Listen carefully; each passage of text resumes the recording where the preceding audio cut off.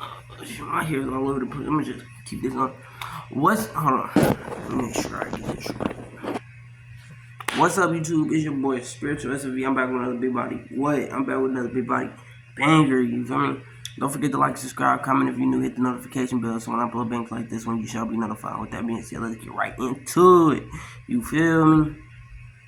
So today it's gonna be like, it's not gonna be quick, but it's gonna be, you feel me? It's gonna be what it is. So I got a little story time. How I got kicked off campus, how I went to jail over some petty stuff. So I basically went to jail and got kicked off campus for playing Fortnite. Y'all probably like, how the fuck you get kicked off for playing Fortnite? Well, I had, like, it was a couple weeks before I had merged with my higher self. Excuse me for doing that. That's low-key kind of disgusting. I had merged with my higher self, and after I merged with my higher self, people started treating me differently because they knew I wasn't on the same vibration that they were. So people started trying to be nice to me and all that shit after they were just cruel and all that. And this is prior to me just, sorry again, I just be scratching my nose. But this is prior to me trying to get my life together. So after that, I had woke up on a Friday. Something told me to stay home and just chill. But I didn't want to do that. I wanted to go play Fortnite because, like, shit, I was finna win the cash cup and prove to the world basically that I was ready to become a pro. So cops had pulled up after I had got something to eat and I went back in there. Cops told me to go to the administration's office after they put me in handcuffs. I go to the administration's office and they tell me you trespassing. You can't be on campus no more. I'm like, how you gonna kick me off of campus because I'm playing the game? Mind you, my coach said I could play, and then he took his word back and went back on his old word and said I can't come back until August. So I said, I'm not finna keep on dealing with this situation and y'all can't keep on treating me like I'm just some nobody. So I say, alright, fuck it, I'm finna go get something to eat. Then after I went to go get something to eat, I went to go play basketball. I played the basketball with one of my homies, right? My backpack got stolen. All I had was my ID, which is my East Central card for college. And then I had my phone in my pocket.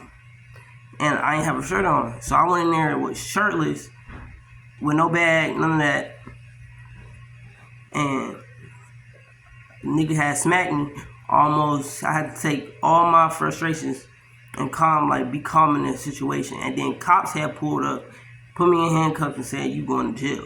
I'm like, bro, what the fuck? It's like my life was falling apart right in front of me. And I'm just like, it ain't shit I can do but just comply and be calm. So that's what I did. Then they put me in, they took me to the facility that I was going to be at. They said, once we figure out what you in here for, we're going to let you go.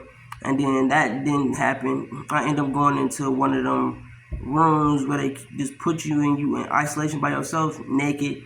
And then he finally came and said, are you ready to comply? And I said, yup. And then they put me in a pod with a whole bunch of other randoms. But they were like my soul family because we are all connected and talk about the same things like spirituality, the wars, and all that. And I had played against my future self. It was weird to explain, but it was like I played against my future self through somebody else. And then they had, the day I was supposed to leave, he said, all you have to do is transform and show the judge said, all you got to do is show me that you got powers. And I was like, all right. I showed him what abilities I had, my spiritual abilities. And then he said, you can go. You don't got to pay the $500. So then I'm waiting for the lady to come back. The lady come back and say, Kenneth Rose never comes back. So then my pod family, the family that I'm with, the people that I'm with that's in that pod, they raised hell. And I was like, can you help them get this, get all this? And they was like, I know you God. I know you got these super abilities, da da da. And I was like, damn. They put me in another pod and then they maced me. After because I was meditating, I was gaining inner peace. They came in at the wrong time, maced me my eyes. I had to do a higher self mantra. I'm not gonna show it because it's dangerous. If you don't know how to control your sexual energy and don't know how to control yourself and your being, you could literally fuck yourself up. if you're not ready.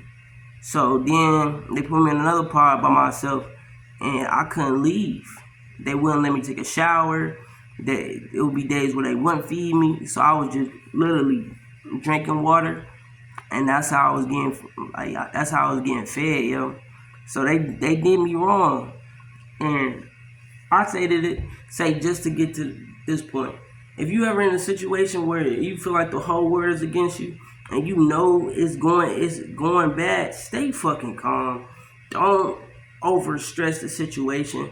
Don't make the situation even more than what it is, and accept it for what it is, and you should be good. So after that, I spent 4 months in that bitch, and then after I get out, I go back to the college multiple times to prove my case, and they kept on throwing me back in the cell, and then they made me walk. I had went the wrong way 2 times, and then the last time I said, I'm not finna walk. I'm finna find somebody that's gonna take me to this campus. One gentleman and one woman decided to help me, and then eventually I went into a lighthouse facility. If you don't know what that is, Google it and it'll explain everything. And they had got me in there, and they was helping me, and I was living the nice life. And then after that, they put me in a mental asylum when I was completely sane. They drugged me with all type of drugs that I did not need. And then I stayed in there for 8 months before I finally got into this facility. And this is a housing facility where if you don't got nowhere to stay, they make sure you have everything where you stay. And they put me on disability when I don't even need disability. And they using that money out of the disability to pay for me and my homie to be here.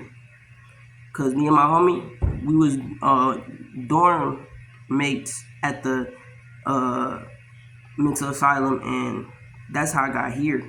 Cause they wanted us to come here. But that all goes to show, no matter what, always trust your intuition. Always don't ever go back on your intuition, cause it can come back to fuck you up.